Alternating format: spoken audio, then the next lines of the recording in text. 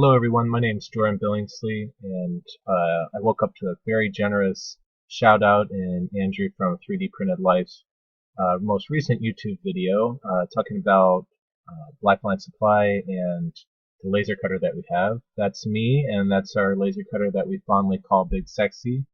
I started a business called Blackline Supply about 5 years ago when I was an undergraduate architecture student at UIUC, and we're still running strong. We actually just bought our laser cutter about a year ago, and it's been our regular workhorse. We're very busy all the time cutting architectural models and such.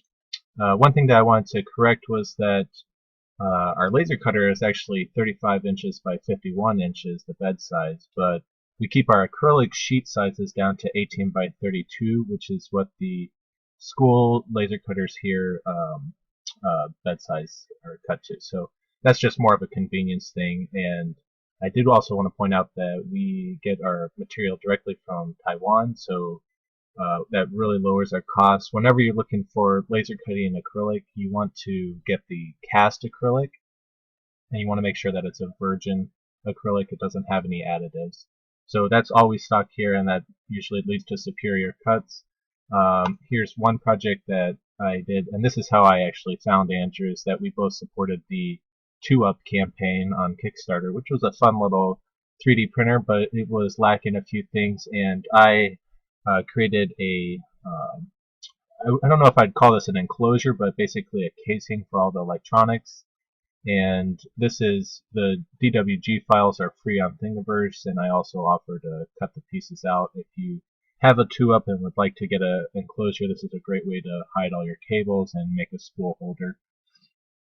Anyway, I think that Andrew's project is great with the Eclipsed and also the 3UP, so I thought I would just offer or extend a hand basically to cut enclosures for either one of these models. And I had a little bit of fun playing with this new foil printer that I have. It takes a gold foil. You can use other colors, but I have gold at the moment. And it uses heat and pressure to lay down a foil of your artwork. And I decided to just make a quick logo, which Andrew really liked, it seems like, and I hope that everybody else agrees. It's a very simple logo, but I think it captures the 3D printer objectives. But anyway, what I wanted to do was just clarify the pricing for everybody, because this is something I basically do for fun. It's my way of contributing back to the 3D printer community. I'm definitely a noob, so I ask lots of questions on forums all over the place. So I give back in the way that I can by offering laser cutting and acrylic discounts. So the way that I made the cost estimate for the 3UP is basically I took the 18 by 32 sheet and I split it in half, because nobody's going to need panels that large for the 3UP or for the Eclipse. And I just sort of estimated that they would be about 15 inches by 15 inches anyway. So that's where the cost estimate came from. But if you split one sheet in half here, as you can see, off of the 18 by 32, you come out with 16 by 18 panels, which should be more than enough to cover the sides of your enclosure.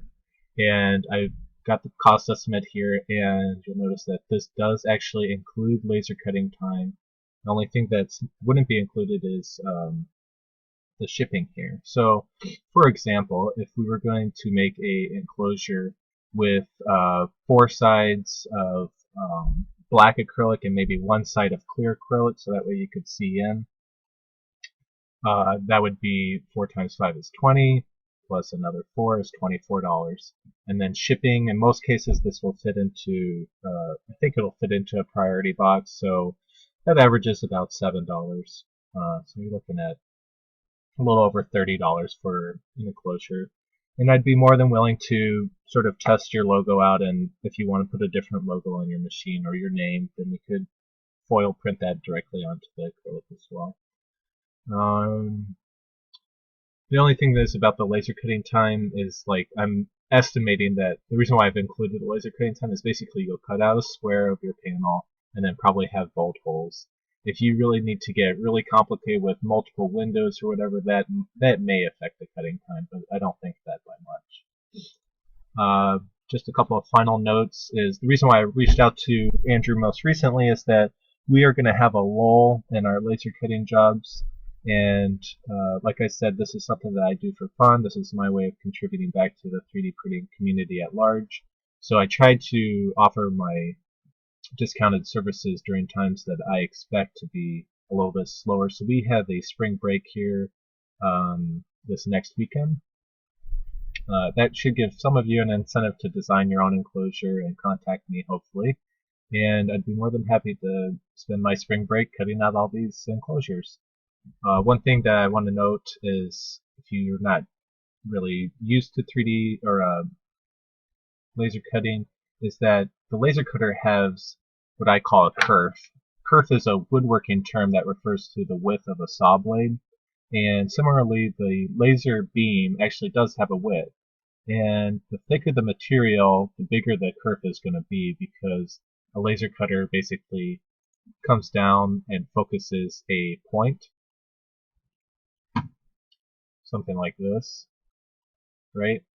The beam is focused from a lens up there. So as you're cutting through the material, basically based on your thickness, you're going to get a little bit thicker cut here. As you increase the thickness, you can see that the beam of the laser where it enters is going to make the kerf, which is the space that would be between here. This would be your kerf, basically. That's going to get bigger and bigger as your material thickness goes up. Sorry, PowerPoint's not the best for that. But anyway, I think you get the idea. Also, you would notice that from this exaggerated diagram that there is a slight beveling to the laser cutter. Most people don't notice that, and I tried to eliminate that by centering the focus to the middle of the material. So it's really not noticeable, but in theory there is a slight bevel there. I only mention that in case you have very high tolerances for your enclosure that you might want to inset your laser cutting lines. So if this red line represents where you're going to laser cut, the beam is actually going to cut out a thickness on both sides of this. So I didn't draw the inside where it would be. Let's see.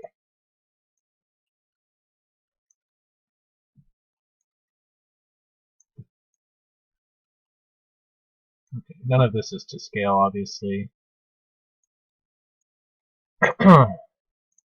Okay, so imagine that the red line is where the laser cutter is actually set on your CAD file. To cut, it's going to remove some material on the inside of that line as well as on the outside. So for bolt holes, for example, that's what this is supposed to be showing. If you wanted your bolt hole outer dimension to be exactly like this black line, make sure that you inset your laser cutting line actually to be a little bit inside of it. For 1/16 of an inch, we're talking about 1/64 of an inch inset. So generally that's not very important, but if you are making a design that has very high tolerances, which I would strongly suggest that you don't do, that is one way to kind of get a more accurate cut. And lastly, you can just contact me at jordan@blacklinesupply.com.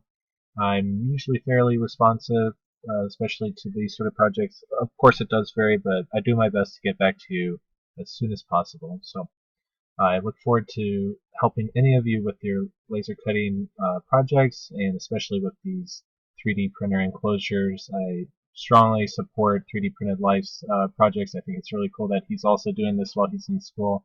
So thank you for your support.